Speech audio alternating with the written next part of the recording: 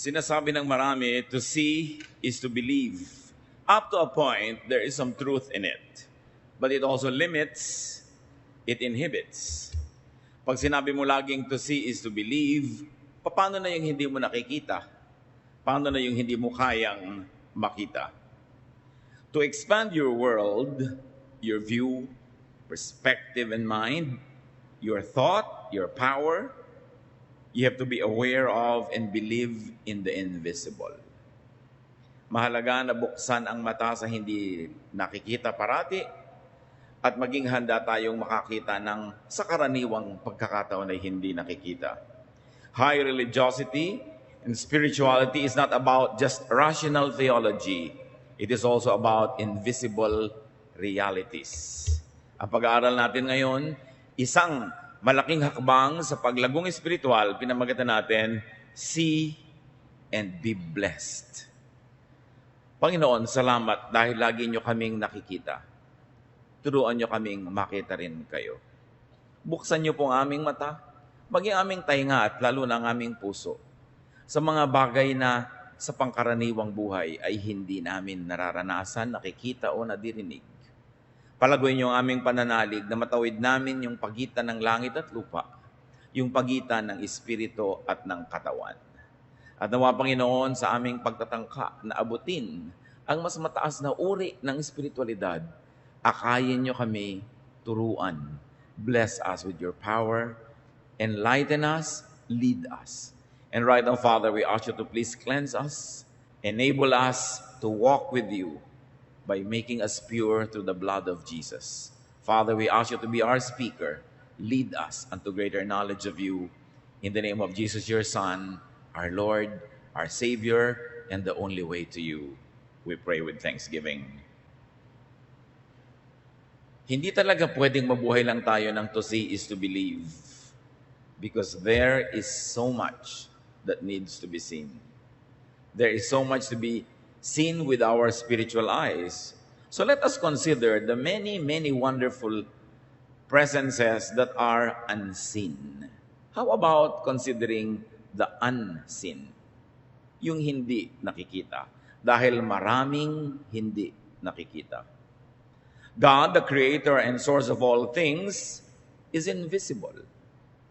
And if God, the creator and source of all things, is invisible, it is natural that most of His creation would be invisible. 1 Timothy 1:17, God lives forever and is the invisible and eternal King.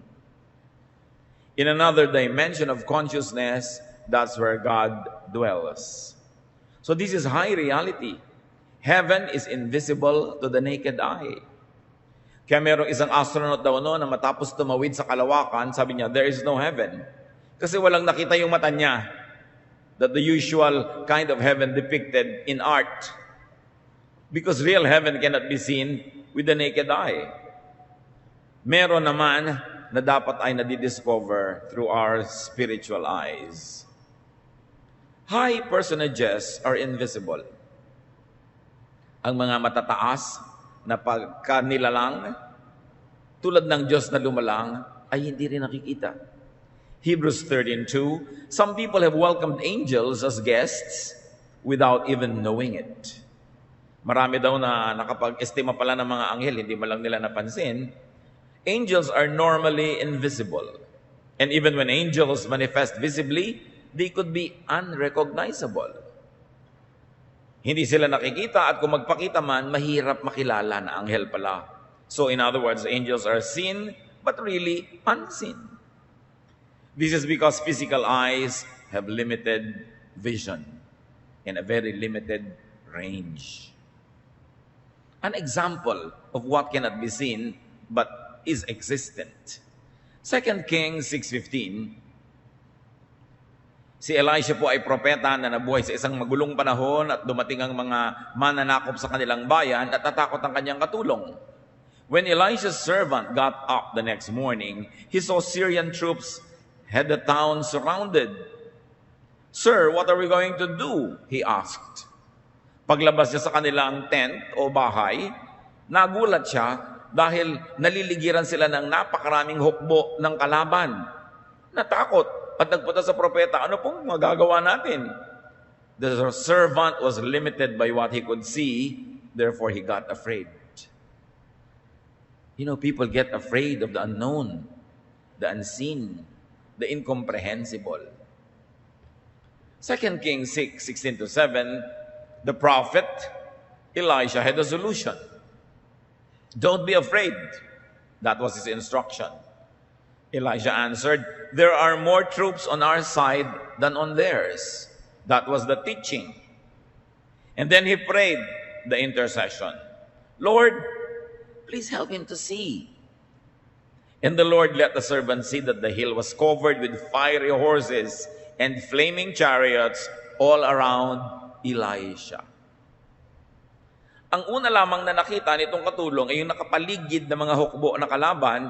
Hindi niya nakita na merong inner circle surrounding the prophet, protecting the prophet, and therefore protecting him also because he was a servant of the prophet. At sabi ng propeta sa Panginoon, pakiusap po, hayaan niyong makita niya ang hindi nakikita. At pinagbigyan ng Panginoong Diyos ang dalangin, bumukas ang mata nitong katulong at nakita niya may inner circle of angels, flaming chariots, chariots of fire. Kaya pala hindi sila malusob-lusob nung nakapaligid ng mga hukbo. May protective inner circle around them. But it was not seen by the ordinary man. Elisha was unafraid because he saw the invisible. He saw God's protection. Do you? Or are you afraid like the servant? Natatakot ba tayong tumanda dahil hindi naman natin nakikita ang provision na inilaan ng Panginoon para sa atin? Natatakot ba tayo mapag-isa, maghirap, magutom? Dahil hindi naman natin nakikita na nandun ang Panginoon kasama natin up to the end. But people who have spiritual eyes see that. The prophet's eyes was his faith. And his faith made him see. To the point that he could walk by faith, not by sight. So maraming mga unseen. Maraming mga hindi natin nakikita, pero pag tiningnan mo sa microscope, ang dami palang mga mumunting mga nabubuhay doon sa isang maliit na living cell. Ang dami mga bituin at mga kung ano-anong mga tala at mga buwan sa himpapawirin, sa kalangitan, sa kawalan, pero hindi mo makikita hanggang hindi ka gumagamit ng telescope. Pero meron, nandun. Hindi lang kita. Ganon din ang Diyos. Ganon din ang pagpapala ng Diyos. Kaya ang sabi ng 2 Corinthians 5:7, we live by faith, not by sight. Not by reason or logic, not by doubt or fear, not by blindness, not by the usual mindset, but by faith. Kaya yung dalawang taong parehong may sakit, yung nananalig, payapa, bagamat may nararamdamang sakit at hapdi. Pero yung walang pananalig, triple o higit pa rin ang nararamdamang sakit. Dahil yung tunay na physical pain na dadagdagan pa ng emotional and spiritual pain. God's protection and provisions are invisible but existent. At lahat ng ipinangako ng Diyos sa kanyang mga anak ay nandun kahit hindi natin nakikita lagi. Tulad ng mga ultraviolet rays na hindi natin nakikita, na nakikita pala ng maraming insekto dahil iba ang mata nila. Kaya pala yung mga bulaklak ay gumagamit ng iba't ibang uri ng kulay para akitin ang mga kulisap dahil nakikita ng mga kulisap yung mga kulay na yon sa ibang paraan na nakikita natin. There are figures in the dark that we don't see, that some animals see. Kasi kaya ng mata nila. Kaya hindi pa natin nakikita, tumatahol lang ang aso dahil siya may nakita na. Yung mga gumagamit ng infrared goggles, mga military with advanced weaponry and equipment, they can see the enemy in the dark because the goggles that they put on their eyes enable them to collect light even from the stars in a dark night. And those light, very little as it may be to the naked eye, can actually increase in strength to enable the wearer of the goggles to see people in the dark. Goggles pa lang yun. Ano pa yung spiritual goggles that God can give to those who believe. High ideas and concepts and truths are also invisible, inaudible, incomprehensible to the physical senses and to common knowledge. Iba ang alam ng utak, iba ang nauunawa ng reason and logic, iba ang naaabot ng pagre-research, ng empirical data, iba ang naaabot ng ang mga physical sciences, at iba ang naaabot ng pananalig. Hindi sila magkakalaban, magkakaiba. Kaya ibang mga tuwiran at iba ang patakaran sa buhay ng isang taong naniniwala lang sa physical laws. At iba yung nakakaunawa ng spiritual laws. Yung nakakaunawa ng spiritual laws, kaya niyang magpatawad kahit sinasabi ng logic, hindi dapat. Kaya niyang magbigay kahit sinasabi ng utak, huwag. Kasi meron siyang higit na pinaniniwalaan at higit na naaabot. Kaya niyang harapin ang hirap. Kaya niyang tiisin ang dapat tiisin. Hindi katulad ng ibang bumibigay agad dahil sila ay pinaghaharian lamang ng physical laws. 1 Corinthians 2:12, God has given us His Spirit. That's why we don't think the same way that the people of this world think. That's also why we can recognize the blessings that God has given us. Sabi dito, pinananahanan kami ng Espiritu ng Diyos, kaya iba kami mag-isip, hindi tulad ng pag-iisip ng karaniwang tao. Kaya nakikita namin ang pagpapala, kahit sa tingin ng iba, hindi ito pagpapala. Kaya ang tunay na nananalig, kahit na humaharap ko minsan ang hirap, sa paggawa mo ng mabuti, nasuklihan ka pa ng masama, sa pananalig mo na ang Diyos ay hindi natutulog, alam niya ang kanyang ginagawa, at meron siyang gantimpala sa lahat ng mabuti, natitiis mo. At hindi ka lang nagtitiis, nagkakaroon ka pa ng spiritual joy na akala tuloy ng mga ibang tao, loka-loka ka. Naglilingkod ka, napapagod ka, at nasasabihin ng iba, hoy, be practical, nakakapagod yan, wala ka namang kita, lingkod ka ng lingkod sa Diyos. Pero iba kasi ang nakikita mo. Ngayon mga kapatid, kung ang pangangatwiran mo, pamumuhay, patakaran, tulad lang ng kapitbahay mo hindi nakakakilala sa Diyos, mag-isip-isip ka. Dahil dapat iba ka. Kung ang galit niya ay galit mo rin, ang inis niya ay inis mo rin, ang iksi ng pasensya niya ay iksi rin ng pasensya mo, mag-isip-isip ka, baka hindi ka pa tinatahanan ng Espiritu ng Diyos. Kasi kung nananahan sa iyo ang Espiritu ng Diyos, naiiba ang iyong pananaw. Definitely, you don't become crazy, you don't become foolish, but you are now governed by higher spiritual laws. The laws that tell you that all good will be rewarded, all evil will be punished, that God is just, and you should be good even though people are bad, that you should lay up for yourselves treasures in heaven and not only on earth, that you should obey God even though your logic tells you that you must have other priorities. Yun ang katunayan na tayo nasa Panginoon na.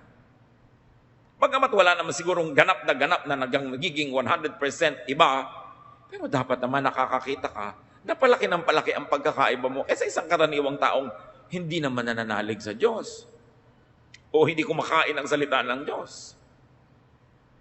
1 Corinthians 2:14, only someone who has God's Spirit can understand spiritual blessings. Anyone who doesn't have God's Spirit thinks these blessings are foolish. Kaya lang siyempre kung minsan, kahit alam mong blessing, huwag ka nang masyadong maingay, lalo't kung ang nakapaligid ay hindi naman nakakaunawa. Halimbawa, for instance, nagkasakit ka o ang mahal mo sa buhay, pero yung spiritual eyes mo see that this illness is really a blessing. That this illness will probably stop you from continuously doing something wrong, or this illness will turn out to be good, or it will result in something good. Pero may mga unbelievers around you, people who are not subscribing to the same concept. Huwag mo na sabihin, blessed na blessed ako kasi nagkasakit ako. Kasi talagang iisipin nila na nasira ka ng bait. You cannot speak that language in the presence of those who do not speak it. Kaya kailangan, isinasaalang-alang din natin sila. But it takes supernatural and spiritual intervention for the human mind to see and to understand high spiritual laws. Like God, most of creation is unseen. Nakikita nyo ba ngayon ang buwan? Hindi. Pero nandun yun. Colossians 1:16. Everything was created by Him. Everything in heaven and on earth. Everything seen and unseen. Including all forces and powers and all rulers and all authorities. Kung yung buwan na paggabi, nakikita mo, sa araw hindi mo nakikita, pero kung minsan nakikita mo, maniniwala kang nandun kahit sa mga oras na hindi mo nakikita. Pero paano ngayon yung mga iba pang binabanggit ng Colossians 1:16? All other creation, including forces and powers. May mga forces and powers that are present but are unseen. Rulers in the air, authorities, a hierarchy of angels and demons, good and bad spirits, around, near us, but we don't see them. But they are there. Like the moon that you don't see now, but is there. So to be unseen means to be beyond the scope of vision or simply really invisible. Look at what can be seen through x-rays. Dalawa kayong nakatingin sa isang tao, yung technician nakatingin through the lenses, yung ikaw naman nakatingin ka lang through a window peeping at the patient, magkaiba kayo nakikita. Nakikita nga niya yung buto ng pasyente, ikaw hindi. Ano pa kaya ang nakikita ng Diyos? Pag nagpa-Doppler test ka ng ugat mo dito sa leeg, sabi ng dugo mo, shh, shh, ganun pala, tumutunog. Pati ang tunog ng dugo mo, yung lakas at hina nun, tono ng dinig ng Diyos, kaya alam niya ang kalagayan mo every moment. Ano pang alam niya? Through the ultrasound, we can see what's inside the womb of a woman who is pregnant, but with or without it, what does God see? When you look at the microscope, the telescope, and these are just all human devices. What more if God enables you to see? Through another set of eyes. Ang dami nating hindi alam. Ang yabang-yabang ng tao. Yung mga nakapag-aral ng konti, yung mga may natutunang konti, ang yabang-yabang na, ayaw nang maniwala sa Diyos, ayaw nang sumunod sa salita ng Diyos. What we know is very little. What we do not know is immense. What we see is so minuscule compared to what we do not and cannot see. So look at what could be seen by closing your eyes and opening up to the spiritual world. Most heavenly treasures and reserved blessings are unseen. Pero bawat tao may nakalaan ang Diyos para sa kanya. Hindi ka nilikha ng Diyos para pag ipinanganak ka, ay maghirap ka, mamatay ka sa hirap. Pinaglaanan niya lahat. Tulad ng isang mabuting magulang na nagpaplano ng pamilya, inilalaan niya, lalo naman ang Diyos. Hindi mo lang kita kung anong nakalaan sa'yo.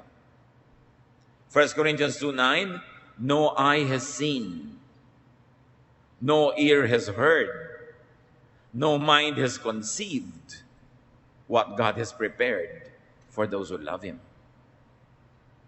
Ang dami lang nakita ng mata natin na kayamanan, atin man o hindi. Ang dami nating narinig na nakarangyaan, atin man o hindi.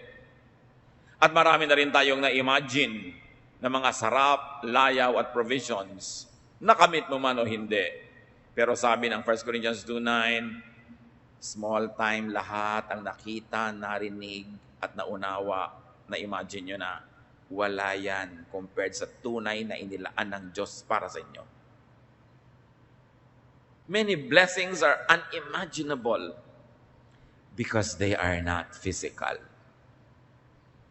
We can imagine only what is physical, but most of created things are unseen. Many blessings are beyond the senses. Ilan na lang ang senses natin? Mata, tenga, panlasa, pangramdam ng ating balat. Ang konti. People limit themselves when they think only of what they can see now. And usually our vision is so limited. Kumisan nga, zero vision pa. Zero visibility pag maulap. Pag walang ulap, 200 meters, 500 meters, 1 kilometer away. Pero ang liit pa rin nun compared sa kalawakan na walang hanggan. Napakaliit ng kayang abutin ng mata. Bakit mo lilimitahan ang pananalig mo sa Diyos sa kaya mo lang makita? Ang dami-dami pa niyang nilikha na lampas-lampas doon. Kaya sabi sa Matthew 6:19-20, do not store up for yourselves treasures on earth, but store up for yourselves treasures in heaven. If we're going to read it another way, huwag lang puro sa mundong iniisip nyo. Hindi lahat ang panahon ninyo ay sa mundo lang. Huwag lang lahat ng bagay na physical at makamundot, makalupa ang iniisip nyo. Hindi lang yan ang ibig sabihin ng inyong buhay. Marami pang dimensions ang buhay. Nagka-camping lang kayo sa mundo. Sandaling-sandali lang kayo dyan. What is a lifetime of 100 years?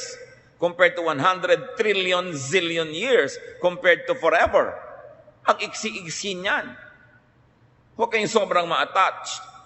Huwag niyong sasaktan ang inyong kinabukasan, ang inyong eternity, dahil sa ilang saglit ng buhay dito sa mundo. Huwag niyong ibenta, isang lang ang inyong kaluluwa, para lang sa mga panandaliang saya. Huwag niyong hayaan na masira ang relasyon sa Diyos, dahil lang sa mga panandaliang mga paglilibang. So what do? We've got to see the unseen. How do you see and touch the unseen? First of all, have faith. Madaling sabihin, hindi ganun kadaling mangyari. Faith transfers things from the spiritual to the physical world. Dahil maraming bagay na nandun sa spiritual world na unseen, it is only through faith that you could get it from there to bring it to here. Like healing.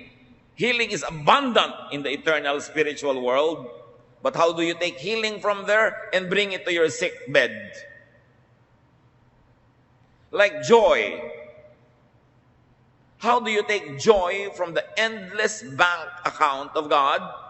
How do you withdraw from there so that the money transfers to your account here? Kuminsan madali, o order ka lang tatawag ka sa telepono, darating na yung nakita mo sa TV, de-deliver sa bahay mo, yung papatanggal na mga taba. Darating yan. Diba? May nakita ka sa internet, meron kang shopping cart, click ka lang ng click, swipe mo yung credit card mo, darating sa'yo yan. Binibili mo lang kasi from the physical world, palipat lang ng address to another physical world address. But how do you get from the other world? How do you get joy na hindi nabibili sa supermarket? How do you get happiness? How do you get serenity and peace? You have to get it through faith. To buy, to procure, to get, to withdraw from eternity, there is only one currency: faith. Kaya ang walang pananalig ay dahok kahit maraming pera. At ang maraming pananalig ay marangya, mariwasa, kahit walang physical money. Physical money buys only physical things. But spiritual money, faith, can move mountains. Faith heals. Faith lifts up. Faith fills all the void and the emptiness of this material world. Faith, in fact, brings you to another dimension of consciousness. Kung meron ka dapat na pera sa bulsa, mas lalong dapat may faith ka sa iyong puso. Kung iniingatan mo ang iyong pera at pinapalago mo, dapat lalong gawin mo yun sa faith. Kung nagsisikap ka na dumami ang pera para maraming mabili sa physical world, na ang liit-liit naman ng planetang ito, mabili mo mang lahat, maliit pa rin, lalong dapat ka magsikap na palakasin yung exchange rate ng faith mo. Kasi kanya-kanyang exchange rate din yan. Kung ang konti-konti ng faith mo, ang baba ng exchange rate, ang konti ng nabibili. Pero pwede mong pataasin yung value ng iyong faith. Faith is the medium, the bridge between the two spheres of reality. May isang tulay para makarating sa spiritual world. Para paratingin mo ang iyong mga hinaing, hiling at dasal. At yun din ang tulay para makarating sa iyo lahat ang iyong hinihingi, That bridge is your faith. Faith bypasses the brain and its limits. You must bypass the brain. Because if you will operate only on logic, only on thought, only on reason, ang konti ng pwede mong makamit mula sa nilikha ng Diyos. Faith makes the unseen visible and real. Hebrews 11:27, because of his faith, Moses left Egypt. Moses had seen the invisible God and wasn't afraid of the king's anger. You see, Moses left Egypt. It was the result of his seeing God. What do you live when you see God? Anong ibig sabihin kay Moses na iwan ng Ehipto? Doon siya lumaki. Prinsipe pa nga siya doon. Yun lang ang mundong kilala niya. Para pangunahan ang mapapakatigas sa mga ulo na halos 2 milyong katao na wala namang baon, walang makain sa daan, patungo sa promised land. Ang iniwan niya, leading a very organized Egyptian civilization, kasi itong mga ragtag tribes of Israel, he had to bring across the desert, full of complaints, full of ignorance, full of hard-headedness. Anong mapapala niya? Ang nagpagawa lang noon dahil nakita niya ang Diyos. Tayong mga nakakakita sa Diyos, may mga nagagawang hindi mo gagawin kung ang susundin mo lang utak mo. Mga nagagawang dakilang mga gawain, mga dakilang kahit kuminsan na ipagpapakasakit. Great accomplishments because seeing God enables you to be like God in some way. Faith makes one see God, not reason.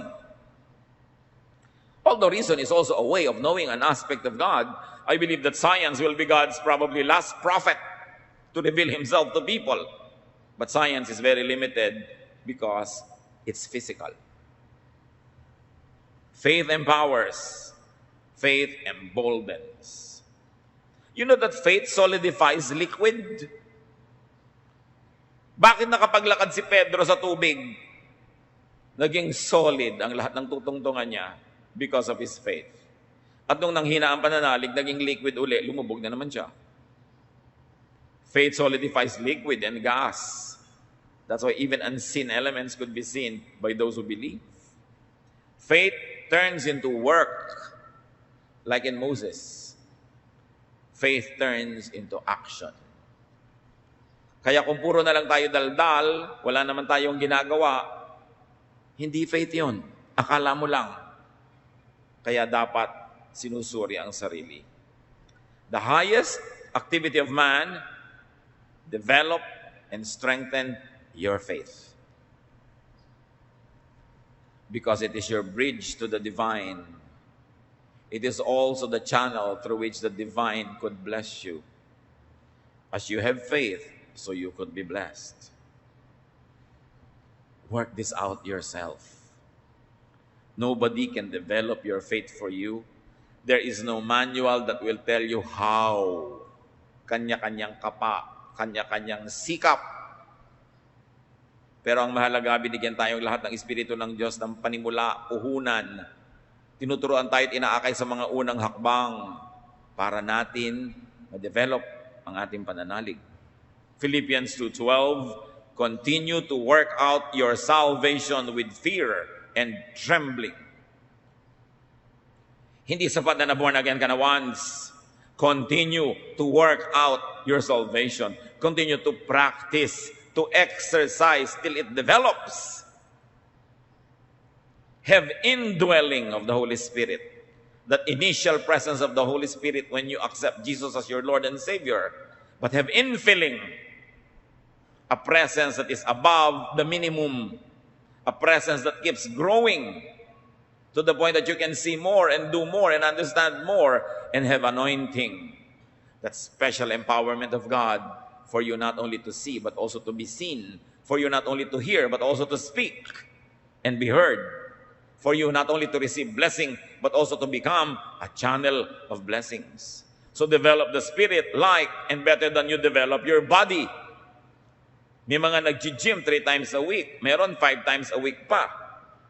Meron pa mga pilates, meron pang mga belly dancing, meron pa mga running, may mga walking, kung ano-ano, sari-sari. How much time do you devote in developing your faith? Your spirit. That seed of God that is in you, that must grow to fill you, to fill your every cell and every membrane and every bodily organ to the point that it explodes through your skin and your neighbor feels the Spirit in you. Meron na kayang gym for the Spirit? Meron. Church dapat. But how much do we give to church? And church going, and church attendance, and church activity, and involvement? The fellowship that is headed by Jesus Himself. Dapat ang laki-laki ng ating involvement. Kasi yung spirito natin ang nakataya. Pero bakit sobrang pag-aalaga ng katawan? Ilang oras ang ginagamit mo para ipareband ang kulot mong buhok at ma-relax? 3? Kung kukulayan pa, kung lalagyan pa ng highlight. Ilang oras ang nauubos sa pagpamanicure, pedicure, sa pagpapafacial, sa pag-gym, sa running, sa jogging. Hindi naman masama yun, ha? Pero, ano naman, natutumbasan ba ng oras sa church? Sa pagbabasa ng Biblia, sa pagmumuni-muni, sa pag-aaral, sa paglilingkod? These are the ways that you develop your spirit. The spirit is so undernourished. It is so attention lacking. Tapos magtataka tayo, why are our prayers unanswered? Bakit madali tayong matakot? Bakit madali tayong nervyusin? Bakit madali tayong magalit? Madaling magselos? Madaling matukso? Nagtaka ka pa. Wala namang boosters, walang vitamins, walang development, kulang. Samantalang yung spirito mo naman ang bibit-bitin mo pagharap mo sa Diyos. Yung spirito mo ang dadalhin mo sa kabilang buhay. Yung katawan mo, iiwan mo na lang dito. 90, 70 years mo lang gagamitin yan. Tapos wala na, pero lahat ng oras, napunta na doon. Dapat bigyan ng pansin. Be transported into eternity through the Spirit. And if you would take care of your car so it could transport you from point A to point B, how much more your spirit, which will transport you from earth to heaven. From that which is limited to that which is eternal and limitless. How much do we take care of it? We don't, because it is unseen, and therefore we ignore it. But what is unseen is also very present. Ask God to increase your faith. Luke 17:5, the apostle said to the Lord, increase our faith. Meron silang hindi mapalayas sa masamang espiritu. Sabi nila, ba't po hindi namin mapalayas? Ginamit na namin lahat ang tricks of the trade. Hindi pa rin namin mapalayas. Sabi ni Lord, ito nadadaan sa faith. At sabi nila, Lord, increase our faith. Sila pa yung kasama araw-araw, tayo pa. Nahihingi pala. Hingin. Gaano naman kaya karaming beses na naghihingi tayo sa Diyos na increase our faith. Ano hinihingi natin? Pambayad sa kuryente, pambili ng cellphone, pang-load, pambayad sa ganito, pang ganon, kotse, bahay, papa. Kung ano namang hinihingi natin. Di naman masamang hingin. Pero humihingi ba tayo, Lord, increase my faith? Open my eyes, help me to see. Maintindihan ko yung hindi ko naintindihan. Maabot ko yung hindi ko maabot. Ask in faith, and such blessings become tangible. Matthew 7:7, ask and you will receive. Search and you will find. Knock and the door will be opened for you. Ganun katiyak. Kung tiyak ang mananalig. When faith asks for it, spirit becomes flesh. Spirit becomes matter. That which is in eternity transfers to the earth, to your world. That which is unseen becomes visible. The impossible becomes possible. The Son of God becomes a child in the womb of a woman. Truth is given, and truth sets free. The more spirit we have, the freer we are from our bodies and from the boundaries that earthly existence gives us. James 4:2-3, you do not have because you do not ask God. And when you ask, you do not receive because you ask with wrong motives. Wala kayo kasi hindi kayo humihingi. Ngayon, hingi kayo ng hingi, wala pa rin kayo natatanggap, mali naman kasi ang motibo nyo. So bad faith, even bad faith will not get anything from God. How else do you see and touch the unseen? Get help from seers. Yung mga specialista rin naman talaga eh. Prophets, visionaries, persons with sensitive spirits. People of great faith see great things. Ano lang kasi ang feeding ngayon ng modern day believers? Preaching, words, ideas, doctrines. Not bad, they're very good. But this is not all. Sabi sa Bible, God called some to be prophets, some apostles, some pastors, some workers, some soul winners. In other words, ang dami-daming taong dapat nating isali sa nagpapakain sa ating espiritu. Do we listen? Do we get ministrations from people who are gifted with prayer? Do we get ministrations from people who are very sensitive to the Spirit? It's good kung nagpunta lahat sa pastor nyo yun. Paano kung hindi? Kailangan maghanap buhay ka. Kailangan gumawa ka ng paraan. Kaya napaka-limiting yung sinosolo ka ng isang relihiyon, ng isang religious leader, huwag ka makinig sa iba, sa akin ka lang makinig. Nasa kanya na ba lahat ang gifts para makumpleto ang ministration sa tao? Gifted and chosen persons see what all others do not. And if you cannot see those things, you better see them through people who see them. If you cannot understand the words of God on your own, then attend a Bible study where some people who understand it better can minister to you. Exodus 33:11, the Lord would speak to Moses face to face as a man speaks with his friend. Iba ang dealing ng Lord kay Moses. Sabi niya, alam niyo, sa ibang propeta, nagpaparamdam lang ako.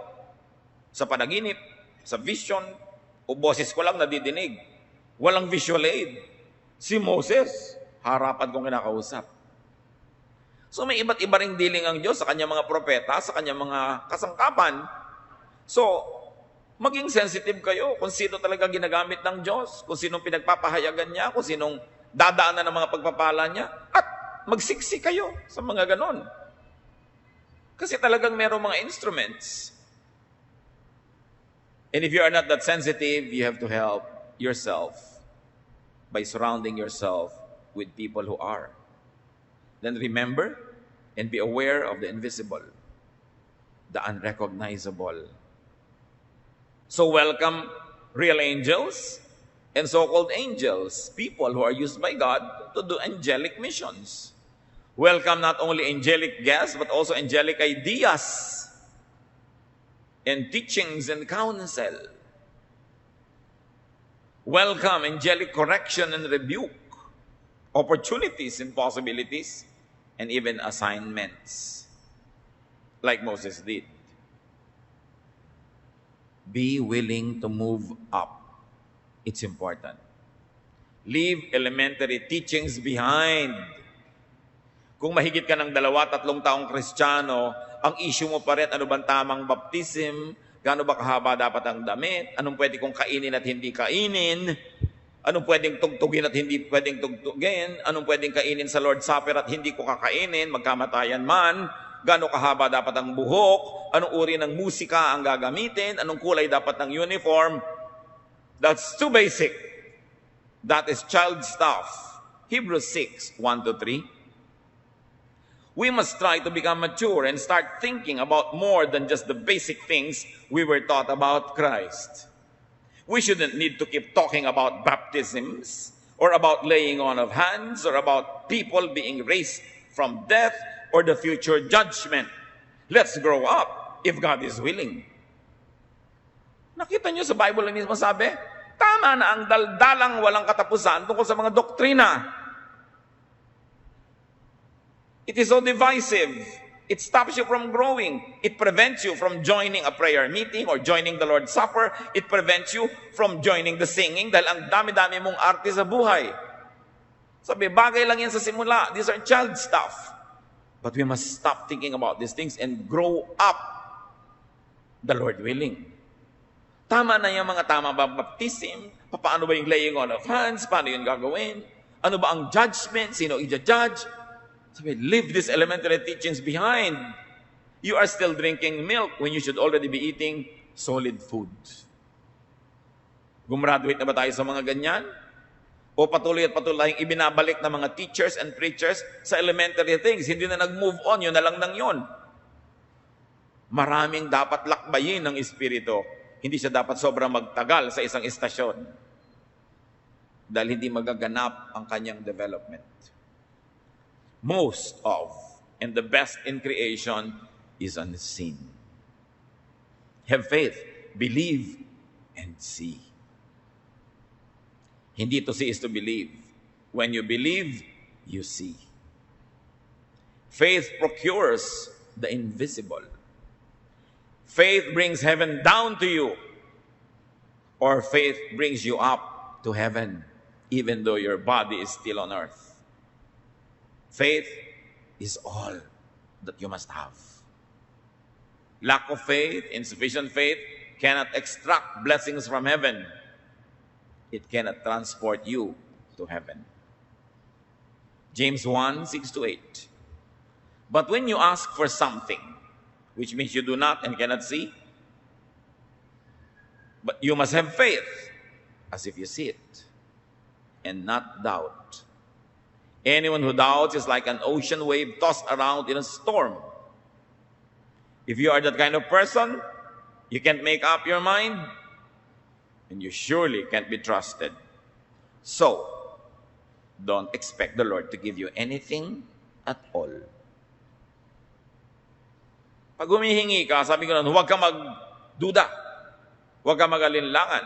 Dapat meron kang pananalig na parang nakikita mo na talaga yung hinihingi mo pa lang. Huwag ka mag-alinlangan, huwag ka magdalawang loob. Yung nagdadalawang loob ay para lang daw maliit na bagay na sinisiklot-siklot ng mga alon, walang mararating. Kahit nagkanda hilo-hilo ka na kasisiklot sa'yo ng alon, wala ka pa rin pinupuntahan dahil paikot-ikot ka lang doon. Ganun. Kung ganyan ka, nagdadalawang loob, walang pananalig, hindi ka pwede pagtiwalaan. So, huwag kang umasa na may matatanggap ka. Faith is everything. Faith procures the invisible. It removes blinders and covers. So, brother and sister, develop a supernatural vision and hearing. Move up. Bypass the brain. Use it only for practical things. But in things pertaining to your faith and relationship with God, bypass it. It's very limited. See, hear, and know God more and more. Beyond religious practice, tradition, and doctrine. Move up, move away from elementary teachings, and move to the universal, to the all-embracing spiritual realities beyond the senses. Move to the realm of the Spirit. How do you do that? You have to find your way. Kaunti lang ang pwedeng ibigay sa ating assistance kahit ng mga propeta, kanya-kanyang sikap. Pagsikapan na palaguin, palalimin, pataasin ang pananalig. Because faith transfers to the material world that which is spiritual. And when you have developed your faith, then you are now a bridge, a medium, an instrument of God, so God could reach more people who do not reach Him or cannot reach Him because of their limits, but through your ministration, they can see the unseen also. And God can bless those that don't deserve to be blessed because you intercede for them. It's a ministry. Tungkulin mong palaguin ang iyong pananalig para magamit ka ng Diyos para sa iba at para makalapit din ang iba sa Diyos sa pamamagitan mo. You intercede. You stand in the gap. the big gap between heaven and earth, you fill that gap with your faith. And humanity gets to hold the hands of God through you, who holds the hand of God on one hand and the hand of man on the other, like Jesus, who is God and man. Therefore, it could be a channel. Faith gives us a preview, a pre-feel, a pre-experience of eternity. Pag may pananalig ka, marami ng patikim ng langit na nararamdaman mo. Lalo ka tuloy ginaganahang manalig at lalong lumalakas ang iyong pananalig. Work out, exercise, develop your faith. Move on to the spiritual, to the boundless, formless, and abstract levels of the Spirit. Move beyond ideas and doctrines and teachings. Experience God in the spiritual realm. It is our duty to ourselves, and it is God's pleasure to meet with us, to rendezvous with us, to fellowship with us, not here, but in another world, in another plane that is not seen by eyes and not heard by ears, the spiritual world, the world of God. Yun ang dapat nating sikapin at abutin. At kaya yun maabot, binibigyan tayo ng Panginoon ng pagkakataon. Ama namin, turuan niyo po kami, Lord, to move on. Lampasan ang mga basic things. Lampasan yung mga nakakaabala sa paglago ng aming pananalig, mga usaping walang nararating, kundi mga pagtatalo at mga debate.